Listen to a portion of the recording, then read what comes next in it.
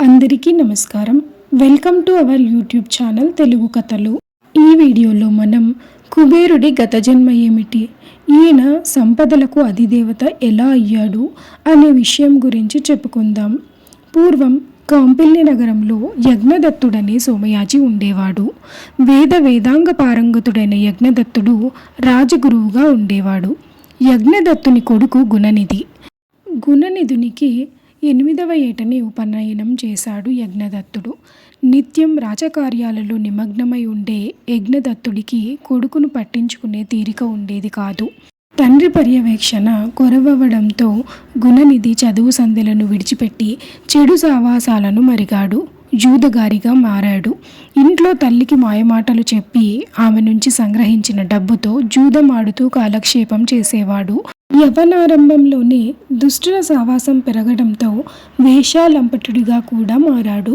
యజ్ఞదత్తుడు ఎప్పుడైనా కొడుకు గురించి భార్యను అడిగితే అతడి తప్పులను కప్పిపుచ్చి అతడు చదువు సంధ్యలు సాగిస్తున్నట్లుగానే చెప్పేది. తండ్రి లేనప్పుడు గుణనిధి ఇంటికి వస్తే అతడికి సత్ప్రవర్తనను అలవర్చుకోవాలని అనునయంగా చెప్పేది. తల్లి మాటలను విన్నట్లే విని తన పద్ధతిలోనే ఉండేవాడు గుణనిధి. గుణనిధికి 16 ఏళ్ళు రాగానే యజ్ఞదత్తుడు అతడికి వివాహం జరిపించాడు. వివాహం తర్వాత కూడా గుణనిధి ఏమాత్రం మారలేదు. యజ్ఞదత్తుడు ఒకనాడు వీధిలో పోతుండగా ఒక జూదగాడు తారసపడ్డాడు. అతడి వేలికి వజ్రపు టుంగరం ఉంది. అది తనదేనని పోల్చుకున్న యజ్ఞదత్తుడు అతన్ని నిలదీశాడు. స్వామి, దీన్ని నేను దొంగలించలేదు. నీ కొడుకే జూదంలో పోగొట్టుకున్నాడు. ఈ నగరంలో నిన్ను మించిన స్తోత్రియుడు లేడు, నీ కొడుకును మించిన జూదగాడు లేడు అని ఏకసక్కంగా మాట్లాడాడు. అవమాన భారంతో యజ్ఞదత్తుడు ఇంటికి చేరాడు. భార్యను పిలిచి, నా వజ్రపు టుంగరాన్ని భద్రపరుస్తావని దాచావు కదా, ఇప్పుడు తెచ్చివు అని అడిగాడు. ఎక్కడో దాచాను, వెతుకుతాను, ఇప్పుడు తొందరేముంది అందామె.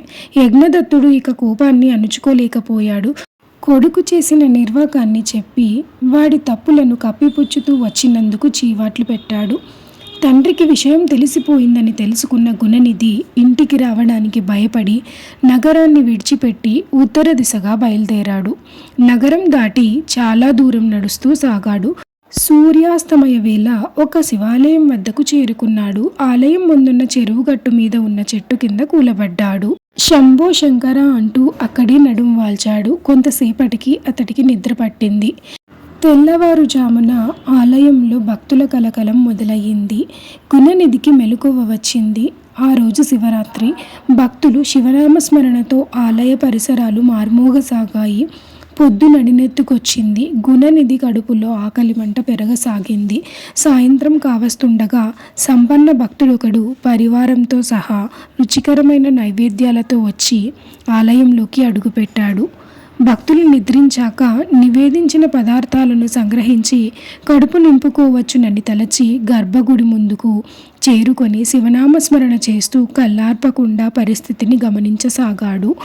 మహానివేదన పూర్తయ్యాక భజన సంకీర్తనలతో అలసిన భక్తులు నిద్రలోకి జారుకున్నారు.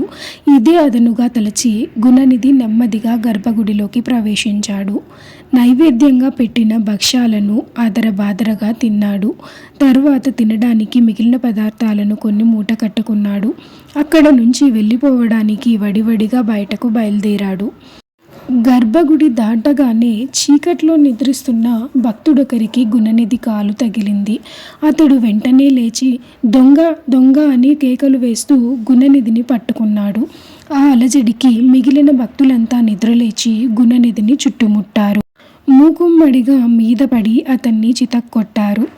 అక్కడికక్కడే గుణనిధి మరణించాడు. గుణనిధి ప్రాణాలు తీసుకొని పోవడానికి యమభటులు వచ్చారు. సరిగా అప్పుడే శివదూతలు కూడా వచ్చారు. ఆచార ధర్మాలను తప్పి భ్రష్టుడైన ఇతడు యమదండనకు అర్హుడని వాదించారు యమభటులు. ఇతడు శివరాత్రి జాగరణ చేశాడు, ఉపవాసం చేశాడు, శివ ప్రసాదాన్ని ఆరగించాడు. ఈ అర్హతలతోనే అతన్ని శివ సాయుధ్యానికి తీసుకొని పోతున్నాం అని శివభటులు చెప్పారు. ఇక చేసేదేమీ లేక యమదూతలు నిష్క్రమించారు. శివలోకంలో గుణనిధి భక్తి ప్రపత్తులను అలవర్చుకున్నాడు. పుణ్యఫలం నశించడంతో కళింగరాజు అరిందముడికి కొడుకుగా పుట్టాడు. అతడికి దముడిగా నామకరణం జరిగింది. పూర్వజన్మ వాసన వల్ల దముడు శివభక్తి పరాయణుడిగా ఎదగాడు. రాజోచిత విద్యలను నేర్చుకున్న శివనామ స్మరణను, నిత్య శివార్చనను విస్మరించేవాడు కాదు. తండ్రి తదనంతరం రాజ్యాధికారం చేతికందాక రాజ్యంలో విస్తృతంగా శివభక్తి తత్వం ప్రచారం చేయించాడు. రాజ్యం నలుమూలల శివాలయాలను నిర్మించాడు. వాటిలో వేద విధులైన పూజారులను నియమించాడు. నిత్య ధూపదీప నైవేద్యాలను, భజన సంకీర్తనలను ఏర్పాటు చేయించాడు. బతికి ఉన్నంతకాలం దముడు శివభక్తిని విడువలేదు. శివభక్తులను ఆదరించడం మానుకోలేదు. పరిపూర్ణమైన జీవితం గడిపి ఆయువు తీరడంతో సహజ మరణం పొందాడు. దముడి భక్తి ప్రపత్తులకు మెచ్చిన శివుడు అతన్ని మణిమయ శోభితమై సకల సంపదతత్వమైన అలకాపురి నగరానికి అధిపతిగా, ఉత్తర దిశకు దిక్పాలకుడిగా నియమించాడు. జన్మాంతర సుకృతం, శివభక్తి తత్పరత కారణంగానే కుబేరుడు సకల సంపదలకు అధిపతి కాగలిగాడు. ఈ వీడియో కనుక మీకు నచ్చినట్లయితే నా ఛానల్ని సబ్స్క్రైబ్ చేసుకొని పక్కనే ఉన్న బెల్ ఐకాన్ని క్లిక్ చేయండి.